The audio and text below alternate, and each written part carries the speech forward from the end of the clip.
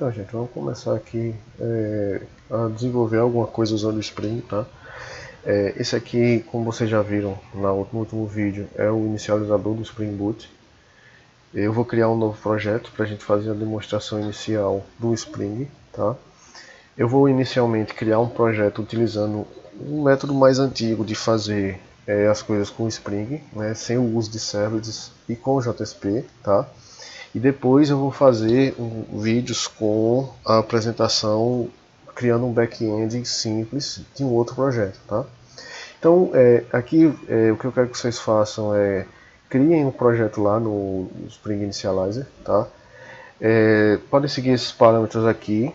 Eu tive a liberdade de colocar aqui o grupo, né, do nosso projeto, né, BR Recife FP Edu, se você quiser colocar outro, e a gente vai criar um CRUD simples de agenda só para a gente ver como é a mecânica do uso do Spring, tá?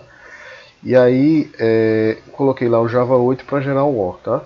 E aí baixei o projeto, ok? Aí vocês façam isso, tá? Eu vou deixar aqui para que vocês façam, né? Se quiser dar uma pausa aí. E aí importei lá no Eclipse como a gente tinha feito antes, tá? Aqui eu já criei a classe que a gente vai utilizar de contato, que é essa daqui. Ele tem lá nome, telefone, 1 e 2, endereço, e-mail e descrição, tá? E aí eu ia criar o repositório para começar logo, ok? Só que é o seguinte, eu vou criar a classe de repositório que eu estou utilizando, porque eu me lembrei que eu não fiz essa classe junto com vocês. Eu já entreguei o projeto antigo sem o repositório, ou já com os repositórios, né? E pode ter surgido alguma dúvida de vocês, como foi que eu criei, para que serve o repositório e tudo mais, certo? Então eu vou criar aqui o repositório, é rápido, não é tão demorado, vai demorar esse vídeo aqui, né? Mas aí eu vou criar ele aqui e na próxima aula a gente já começa a fazer alguma coisa com o Spring, tá? Então é o seguinte, o repositório, ele é uma espécie de padrão de projeto, não é um padrão de projeto, que ele serve para como se fosse uma interface de armazenamento, certo? Onde eu consigo armazenar as informações. Então esse repositório ele é como se fosse um componente do projeto, que a função dele é receber objetos e armazenar e retornar os objetos quando forem solicitados, certo? Então é assim, a ideia é que o resto do projeto não se importe ou não tenha consciência de como esse camarada faz. A única coisa que ele sabe é quando ele quiser armazenar, ele vai chamar um método para armazenar, e quando ele quiser recuperar, ele vai chamar outro método para recuperar, ok? Então essa é a ideia do repositório.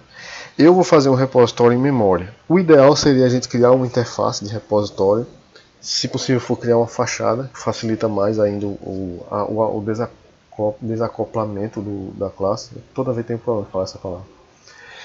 E com essa interface, as outras entidades que forem utilizar esse repositório, os outros componentes que forem utilizar esse repositório, basta elas comunicar apenas com a interface, tá? Mas eu não vou fazer isso porque não é o nosso objetivo. A única coisa que eu quero criar é um repositório simples. Nosso objetivo é aprender um pouco do Spring, tá?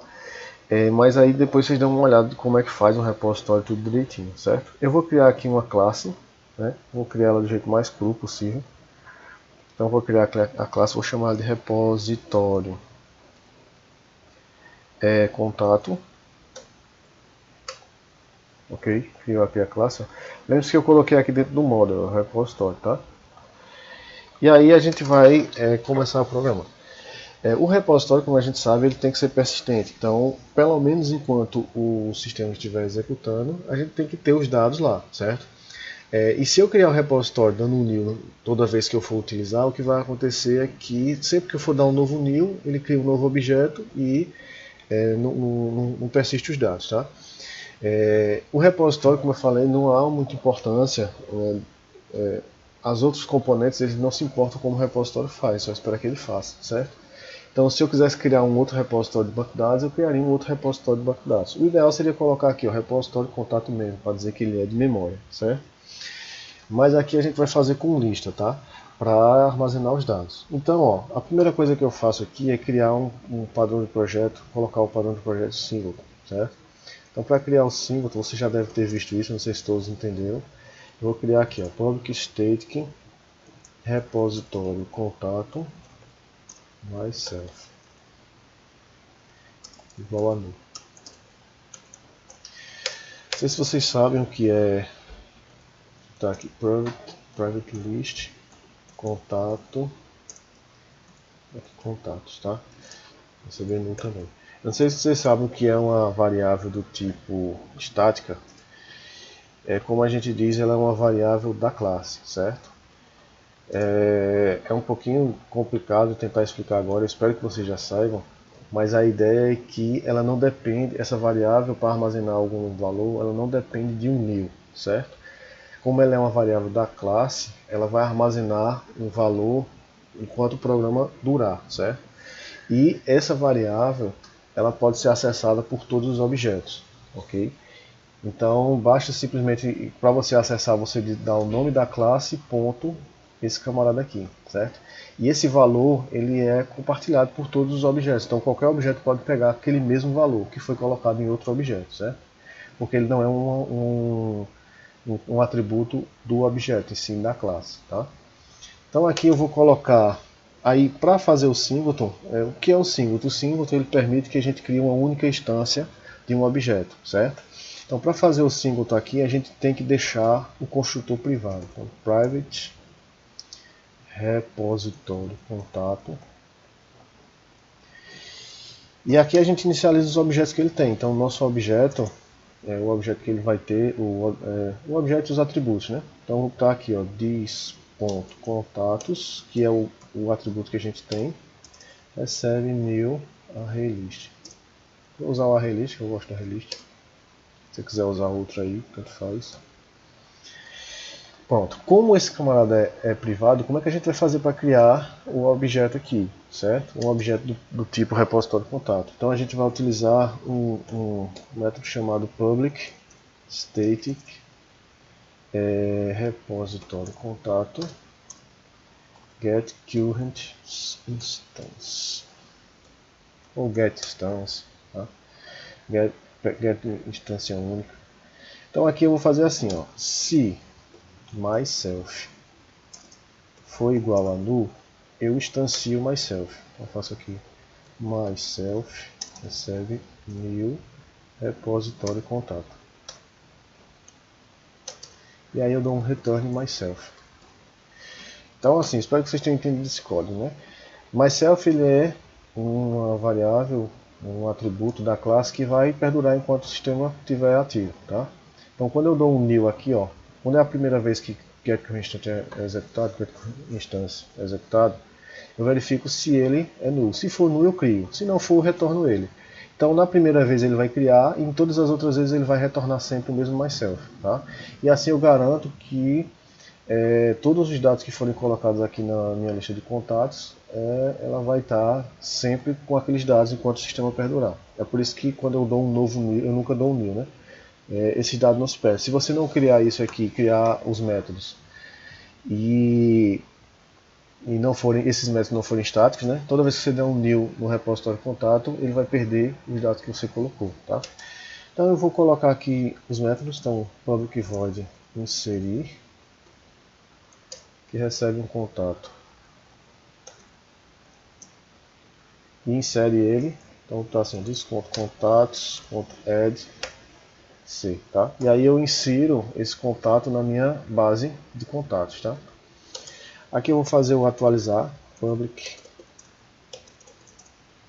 void atualizar, e recebe também um contato e faz atualização, que a atualização nada mais é do que atualizar o estado daquele contato, que é substituir todos os nomes passados aqui, todos os atributos passados aqui, pelo que está lá no nosso repositório. Então eu vou fazer uma pesquisa aqui no meu repositório, até encontrar esse contato que tem o mesmo código. Vou fazer assim, ó, contato calce, dois pontos, this.contatos, e aí eu faço se calce.getCode for igual a c.getCode, aí, ou seja, eu percorri, encontrei um calce, um elemento da minha lista que tem o mesmo código do elemento passado. Então o que eu vou fazer é substituir todos os nomes. Existe outra forma de fazer, mas eu não gosto muito. Eu posso remover esse camarada e adicionar esse, mas aí eu adiciono ele no fim da lista, tá? Eu posso simplesmente remover ele e adicionar ele no mesmo índice, mas eu não gosto de fazer isso não. Então o que eu vou fazer aqui é fazer a substituição. Então, vou dizer assim, ó, calce ponto set, aí tá aqui set descrição, c.get descrição, tá? Por que é que eu não faço com o código? Primeiro que o código teoricamente é o mesmo, certo? Então não tem por que eu substituir. E segundo, porque eu não posso substituir o código de um elemento, certo? Que ele seria a chave primária, tá? Então tá aqui, calce.set e-mail c.getEmail.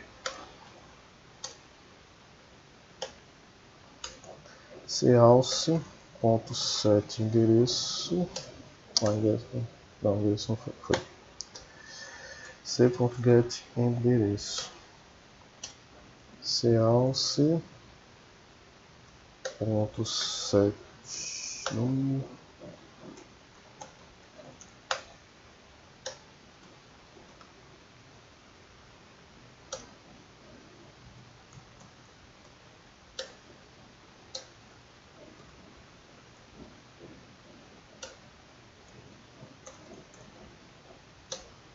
Pronto.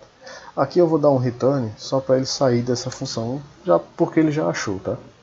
Então tá assim, return. Porque como ele já fez a atualização, ele não vai precisar estar procurando todos os contatos. Senão ele vai, se tiver 1 milhão de contatos, ele vai, e você atualizar o primeiro, ele vai fazer 1 milhão de iterações aqui para poder sair do fonte, tá?